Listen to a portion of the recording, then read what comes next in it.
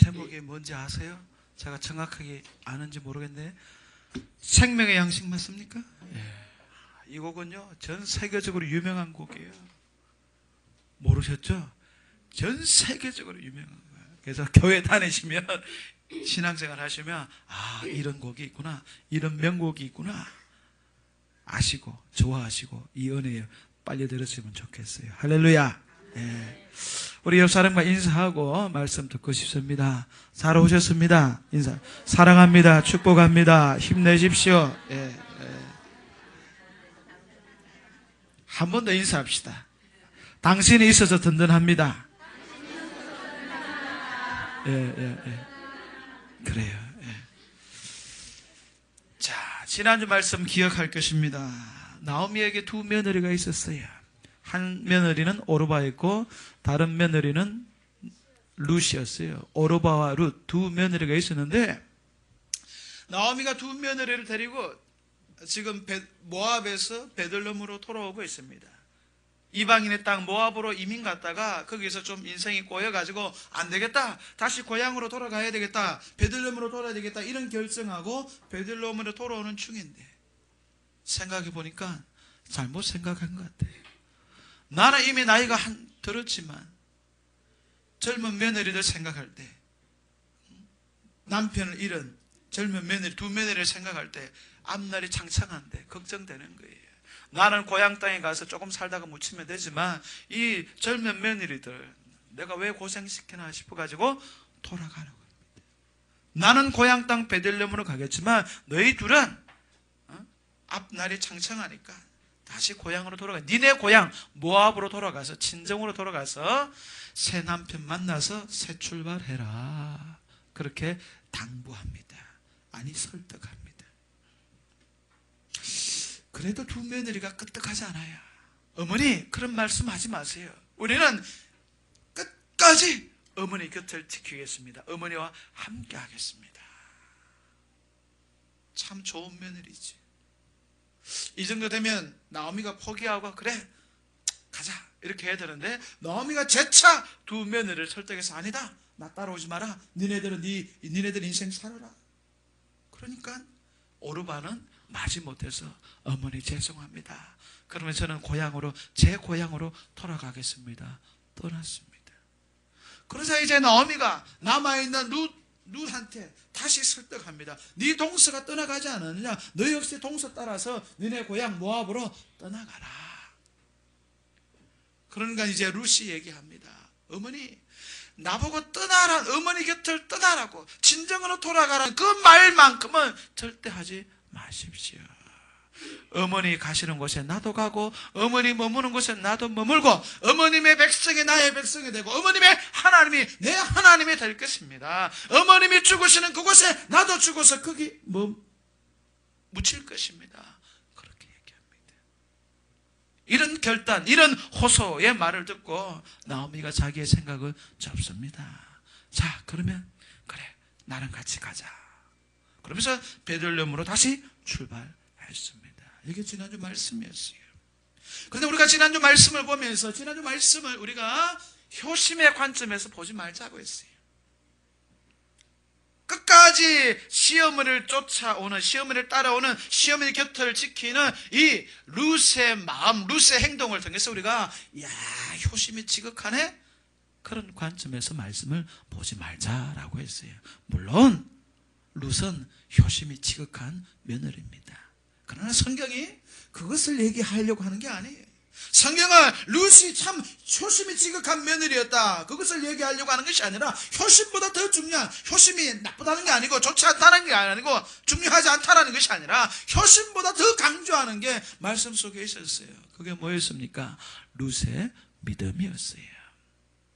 룻이 자기 시어머니를 따라 베들레헴으로 돌아오는 이 선택을 한 것에는 시어머니가 불쌍했어요. 시어머니에 대한 연민과 동정 때문에, 사랑 때문에, 효심 때문에 시어머니를 선택하고 베들레헴을 선택한 것이 아니라 시어머니를 통해서 이제 막 알게 된, 이제 막 믿기 시작한 그 하나님을 나는 선택해야 되겠다. 할렐루야.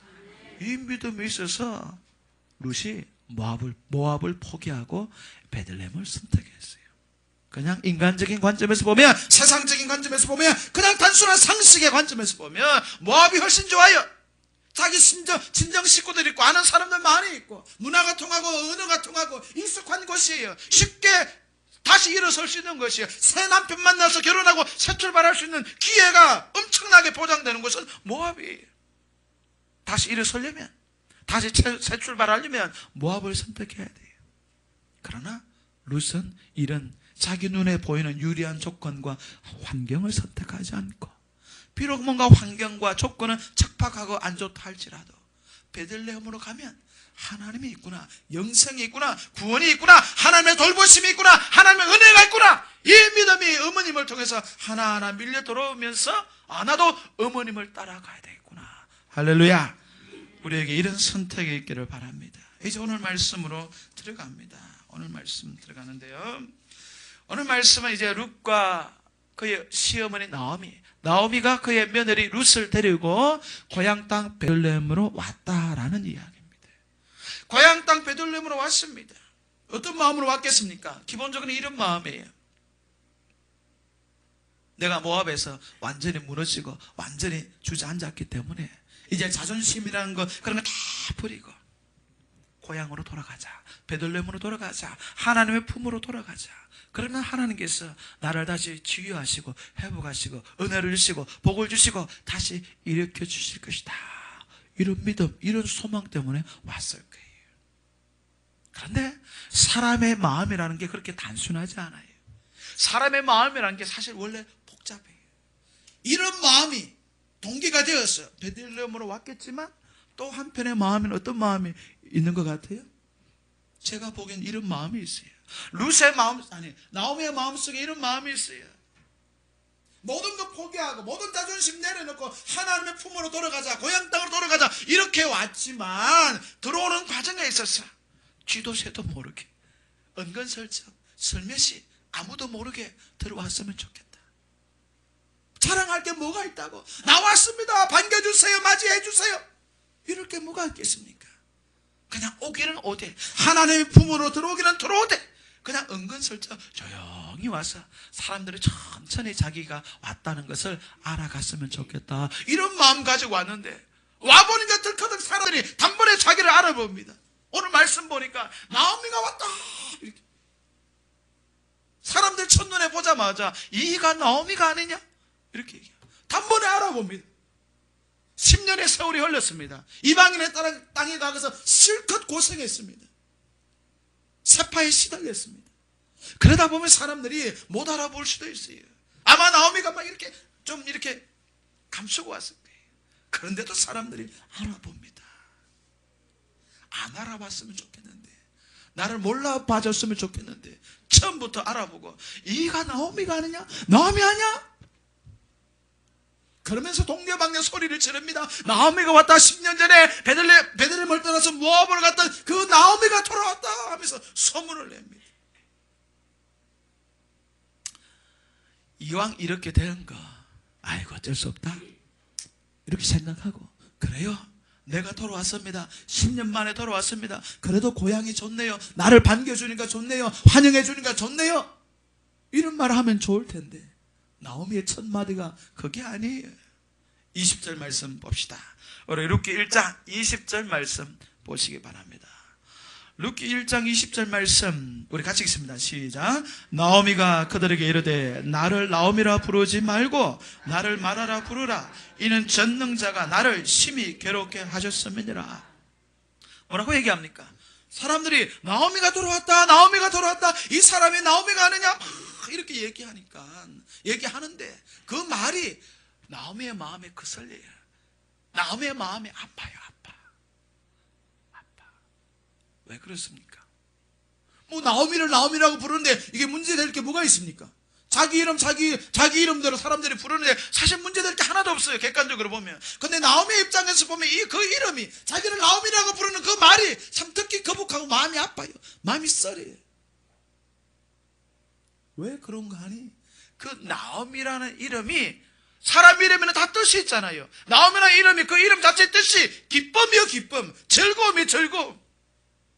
자기 인생이 이렇게 쫄딱 무너져 내렸는데, 완전히 망했는데 남편도 죽고 두 아들도 죽었는데, 이런 상황인데, 이런 비참한 운명에, 비참한 슬픔의 지경에 떨어져 있는데 사람들이 나오미 불러요.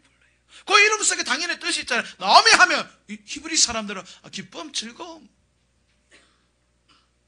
단순한 이름이 아니에요. 그 이름 속에 담겨있는 뜻이 자꾸 이렇게 기억되는 거예요. 내 인생이 이렇게 비참한데 참 너 인생 기쁨의 인생이다, 즐거움 인생이다, 참 좋겠다. 그 이름이, 자기 이름이, 지금까지는 자기 이름이 자기한테 어울렸는지 모르시지만 남편 죽고 두 아들 죽으면서부터는 자기 이름이 자기한테 어울리지 않아요. 자기 인생 지금 비참한 상황에 전혀 어울리지 않아요. 그래서 사람들이 자기를 향해서 나오미 이렇게 부를 때마다 그 이름이 마음이 아팠어요. 마음이 시렸어요. 그 이름 안 불러줬으면 좋겠어요. 그래서 나오미가 뭐라고 얘기합니까? 제발 나를 나오미라고 부르지 마세요. 내 인생이 이렇게 무너지고 주저앉았는데, 남편도 죽고 두 아들도 죽었는데 나를 기쁨이라고 즐거움이라고 왜 부릅니까? 제발 그렇게 부르지 마세요. 그 소리 들을 때마다 내 마음이 아파서, 내 마음이 시려서 죽겠어요. 그러면서 뭐라고 얘기합니까? 나를 이제부터는 마라라고. 마라라는 말 뜻은, 히브리 뜻이 뭐냐면, 히브리 말 마라라는 뜻이 뭐냐면 고통의 고통, 쓰다는 뜻이 있고 고통이라는 뜻이 있어요. 내 인생이 지금 쓴 물을 마시고 있습니다. 내 인생이 비참한 고통 속에 빠져 있습니다. 나오미라는 이름은 내 인생, 지금 내 상황에 전혀 어울리지 않으니까 나를 더 이상 나오미라고 부르지 말고 마라라고 부르세요. 이것을 통해서 우리가 뭘 알 수 있어요? 나오미가 며느리 룻을 데리고 고향 땅으로 돌아왔지만, 하나님 품으로 돌아왔지만 마음 한구석에 병든 곳이 있어요. 마음이 온전히 치유되지 않았어요. 마음이 병들어 있어요. 마음이 아직 상처받고 있어요. 완전히 인생이 무너져 내리는 상황에서 하나님께 돌아가야 되겠다, 고향으로 돌아가야 되겠다, 하나님 약속의 땅을 돌아가야 되겠다, 중요한 결정, 바른 결정, 좋은 결정은 했지만, 큰 방향에서 옳은 선택은 했지만, 하나님 품에 쏙 들어왔지만 그 마음속에 마음이 아픈 게 있어요. 병든 마음이, 상처난 이 마음이 아직 근본적으로 치유되지 않은 상태에 있어요. 자기의 이름조차 거부하는 이런 마음이 지금. 큰 그림에서 보면 잘했어요. 하나님 품에 돌아왔어요. 잘했어요. 근데 마음이 지금 아직 병들어 있어요. 근데 더 큰 문제는 뭐냐 하면, 자기 인생에 관한, 자기 인생에 불어닥친 이 불행에 관한 영적인 진단, 자기 스스로의 진단이 잘못됐다는 거예요. 마음이 살짝 시리고 병들고 아플 뿐만 아니라 자기 삶에 불어닥친 이 고난과 환난과 어려움과 시련과 불행에 대해서 뭔가 바르게 진단할 줄 알아야 되는데 그것을 바르게 진단하지 못하고 있어요. 21절 말씀 보십시오. 룻기 1장 21절 말씀 봅니다. 우리 같이 읽습니다. 시작. 내가 풍족하게 나갔더니 여호와께서 내게 비어 돌아오게 하셨느니라.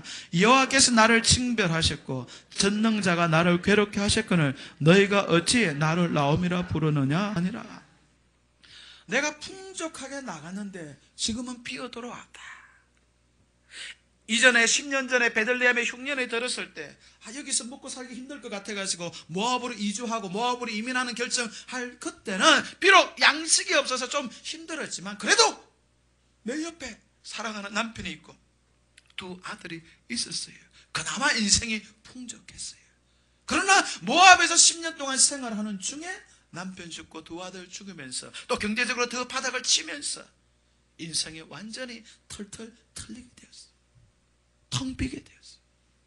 그런데 이것이 무엇을 통해서 어찌해서 이렇게 일어났다고 합니까? 하나님께서 자기 인생을 그렇게 만드셨다 이거예요. 하나님께서 자기를 징벌하셨다 이거예요. 하나님께서 자기를 때리셨다 이거예요. 하나님께서 자기를 뭡니까? 괴롭게 하셨다 이거예요. 만약 나오미의 신앙이 욥과 같이 믿음의 최고의 경지 수준에 이르렀다면 이 나오미의 이 말이 참 신앙적으로 좋은 것이라고 받아들일 수 있습니다. 그러나 나오미의 신앙 수준이 아직 그 정도는 아니에요.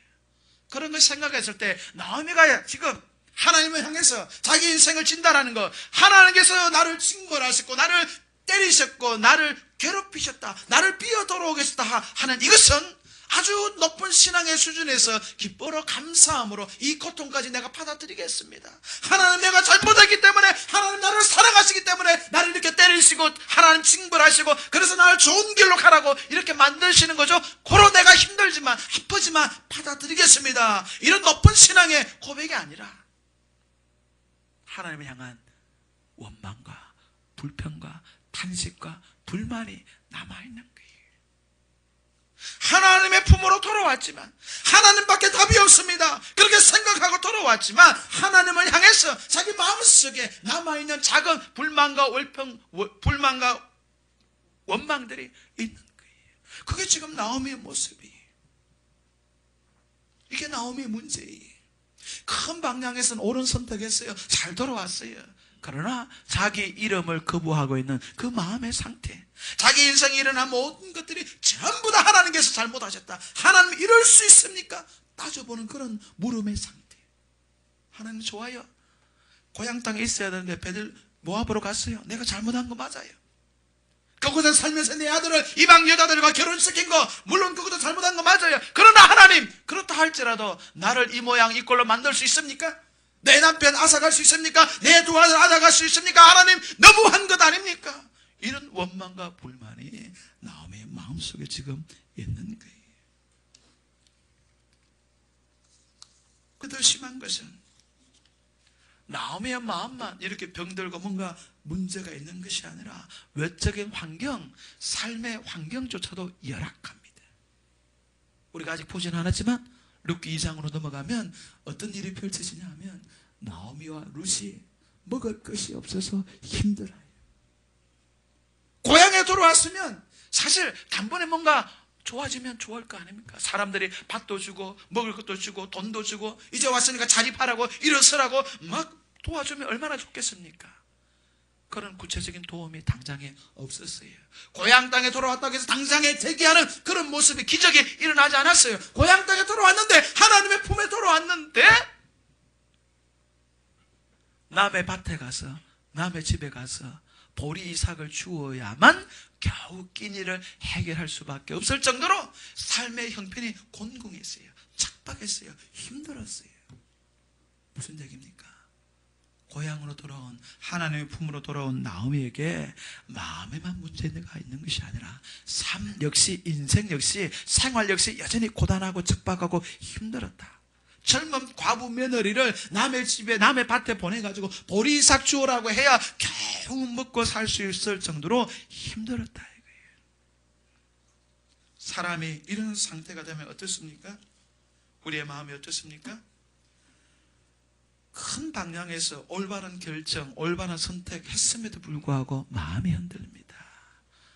나는 그래도 하나님께 돌아가는 것이 답이라고 생각해서 돌아왔는데 하나님 왜 당장에 나의 인생을 책임지지 않습니까? 새롭게 하지 않습니까? 은혜를 주지 않습니까? 회복시켜주지 않습니까? 지금 당장 하나님께 돌아왔으면 지금 당장 하나님께서 이제 은혜 주셔야죠.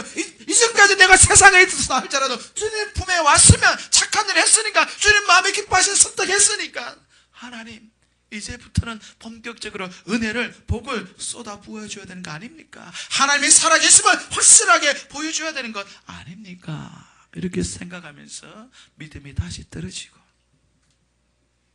이런 선택해서는 안 되겠지만 다시 세상으로 나아가는 그런 역선택을 하는 사람들도 종종 있어요. 상황이 이렇습니다. 이런 상황이라면 하나님께서 어떻게 해야 됩니까? 보통 우리의 마음 같으면 하나님 이제는 나오미 인생에게 아주 직접적으로 개입해 주세요. 아주 분명한 기적을 일으켜 주세요. 너 잘해왔다. 하나님 과연 나오미를 사랑하시는구나. 하나님 과연 나오미를 지켜주시는구나. 나오미 인생을 책임져 주시는구나. 이런 것을 확실하게 경험하도록 하나님 나오미 인생에 직접 개입해 주세요. 찾아와 주세요. 은혜를 부어주세요. 기적을 일으켜 주세요. 그래야 하나님이십니다. 이게 우리의 기대예요. 우리의 믿음이에요. 그런데 룻기 말씀 보면 눈을 씻고 찾아봐도 하나님이 안 보여요. 하나님이 안 보여요. 우리 사람들의 눈에 하나님의 현적이, 하나님의 움직이심이, 하나님의 개입이, 하나님이 일으키는 기적이 룻기 말씀 보면 전혀 안 보여요. 나오미 입장에서는 굉장히 답답했을 거예요. 답답했을 거예요. 내가 하나님께 돌아가면 하나님께서 날 잘해주실 거야. 내 인생 새롭게 회복시켜 주실 거야. 이런 마음 가지고 왔는데 자기 마음은 여전히 한쪽에는 병들어 있고 삶은 여전히 공공하고 힘들고 어떻게 보면 답이 안 보여요. 답이. 돌아왔음에도 불구하고 답이 안 보여요. 그런데 어떻습니까? 아주 놀라운 반전이 있어요. 하나님께서 나오미의 인생을 축복하기 위해서 아주 놀라운 것을 준비하고 계셨어요. 그게 뭡니까? 22절 말씀입니다. 룻기 1장 22절 말씀. 룻기 1장 22절 말씀 우리 같이 읽습니다. 시작. 나오미가 모압 지방에서 그의 며느리 모압 여인 룻과 함께 돌아왔는데 그들이 보리 추수 시작할 때에 베들레헴에 이르렀더라. 며느리 룻을 데리고 나오미가 고향 땅 베들레헴으로 돌아왔는데 그때가 때마침 언제라고 합니까? 보리 추수를 시작할 때다. 보리 추수를 시작할 때다. 룻기를 다 읽어보지 않으신 분들은 이게 무슨 뜻인지 몰라요. 룻기를 다 읽어보신 분들은 이게 그 뜻이구나 알아요. 룻기 2장 3장 가면 어떤 내용이 펼쳐집니까? 나오미와 룻이 아주 굉장히 궁핍한 상황 가운데 있는데 하나님께서 그들의 인생을 무엇을 통해서 축복하십니까? 회복시킵니까? 보아스라는 사람을 통해서 회복시키고 축복하시고 다시 일으켜 세웁니다. 그 보아스를 룻이 어떻게 만나요? 보리 추수를 계기로 했어요. 보리 추수 시즌에 남의 밭에 가서 보리 줍는 그 일을 하다가 보아스를 만납니다. 그러니까 뭐예요? 이 보리 추수가 나중에 알고 보면 하나님께서 룻을 축복하기 위해서 나오미의 텅 빈 인생을 채워주기 위해서 하나님께서 의도적으로 일부러 계획적으로 준비해 놓으신 거예요. 나오미는 뭣도 모르고 그냥 고향으로 돌아가야 되겠다, 하나님 품으로 돌아가야겠다 하고 왔어요. 왔는데 아무것도 보이지 않아요. 마음도 아직 병들었지 삶의 환경도 전혀 안 바뀌었어요.